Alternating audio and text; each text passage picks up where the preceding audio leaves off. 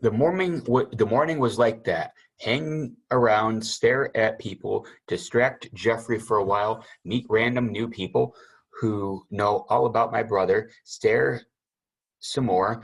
The amazing thing was how comfortable Jeffrey was there. I mean, it seemed like a nice place, and I was glad so many people cared about him, but I couldn't imagine feeling that at home in a cancer ward. We ate lunch while Jeffrey was getting his methotrexate, whatever that was.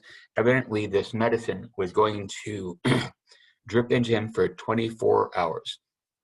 Then it would then they would give him other drugs to minimize the poisoning he would get from this drug.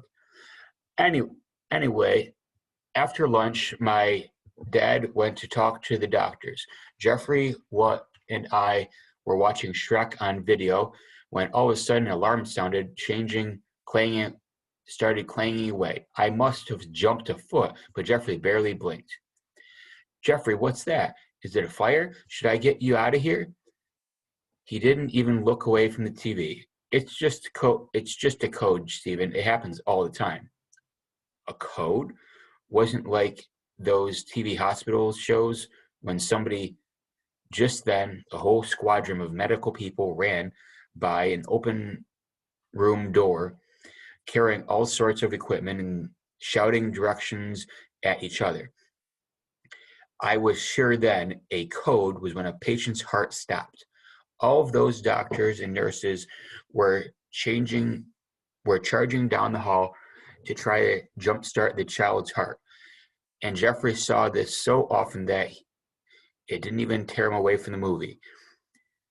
The day went on with an unlikely combination of boredom, anxiety, and bland food that you find in hospitals. By early evening, as Jeffrey was dozing off, my father was talking to yet another medical person about something. I couldn't stand to be sitting in the room anymore. I grabbed my sticks and pad in search of a private place to practice. In the hidden little alcove in the very end of the hall, I found a tiny room with washers and dryers. I guess it was there so families could do their laundry during long stays, but I had my own mission going on. I sat on top of the washer pad, put the pad on top of on the dryer, hooked the door shut with an outstretched foot, and started running through my rudiments. It felt great to be concentrating on myself again. A mindless repetition was relaxing. I must have played for 45 minutes nonstop. Then somebody banged on the door, which startled the heck out of me. I half fell off the washing machine.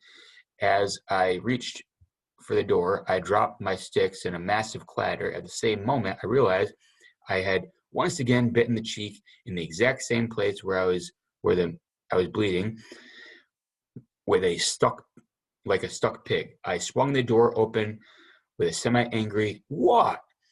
Guess who was standing there, looking somewhat taken aback by the blood-drooling, shaven-head madman in the closet. The girl I had seen that morning. She was wearing jeans and an Aeropostale sweatshirt instead of a robe, but those eyes were unmistakable. Hey, I didn't mean to bother you. I just wanted to see what was going on. There wasn't much action around here at night. Yeah, I noticed. I'm sorry, I yelled. I just kind of zone out when I'm playing. I listened for a while before I knocked. You're very fast. Hi, I'm Samantha. Hi, I'm Stephen. My brother Jeffrey yeah, everybody here knows Jeffrey. He's quite a character. Did he tell you about the time he kissed the night nurse? Oops. Anyway, he talks about you all the time, Stephen the rock star. When I heard the drumming, I kind of figured it might be you. By the way, did you know you're bleeding? Yeah. Do you want to come get some ice? Sure. There's a snow cone machine on the other end of the hall, but it's not as good as the one on the third floor, I've heard. So we got our snow cones and sat in a little kids' play lounge to talk. At some point, my dad saw me there, but kept walking into Jeffrey's room. Nobody interrupted our conversation. and we talked until after midnight. I told her everything about my year. Renee, Annette, drums, school, Jeffrey, and she told me everything too. Just like Jeffrey, she had ALL. But unlike Jeffrey, she had 2 relapses of her leukemia in the past 4 years. Now she was tired and all the time. She rarely got to leave the hospital, and her bones were starting to ache every minute of every day. Things didn't look good. How's your family doing with all this?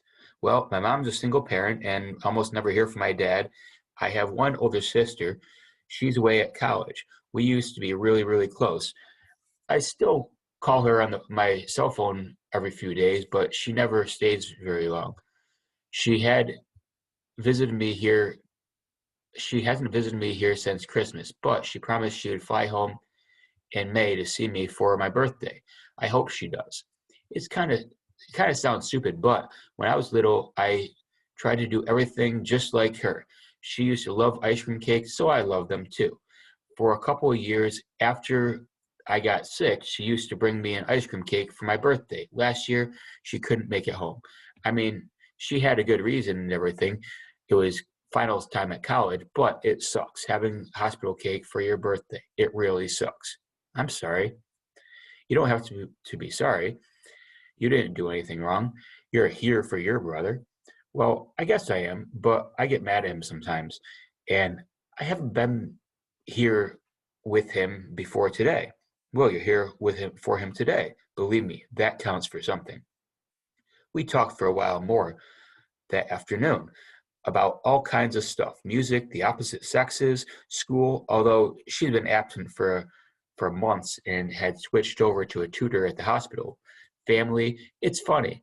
I always think of my life as so massively boring, but she wanted to know every little detail. It was like she was hungry. She was hungry. She was so hungry for a normal eighth grader experience that she needed to drink in mine. Every once in a while, especially as I got later and her last dose of painkillers wore off, she would flinch for a second, but her eyes never lost their intensity. I had noticed earlier. At some point, we both got really sleepy, but nobody wanted to break that spell of encircling our little couch amid the rainbow-colored animals and crayon boxes. Finally, the nurses came in to give Samantha a cup full of pills, and things changed. When the nurses walked back out, the mood had vanished, and we were just 2 bald kids on a sofa. We started the whole oh look at the time, things that grown-ups always do when they're breaking away from an awkward encounter at the supermarket. Before we went our separate ways, though, Samantha had one more thing to tell me. Stay with your brother, Stephen. Stay with him, no matter what. Do you promise? What was I going to do? I promised. As Samantha turned to start her slow walk back to her room, I had a last idea. I ran to her, told her, wait here, charged down the hallway to her laundry room, got my drum stuff, and galloped back. Here, Sam, I want you to have these sticks. They're my favorite pair for practicing. Pro Mark 5A hickory with nylon tips. Keep them, and maybe I can give you lessons when I come down. Would that be cool? Stephen, thank you. That would be great. Happy early birthday, Samantha. Happy early birthday, Samantha.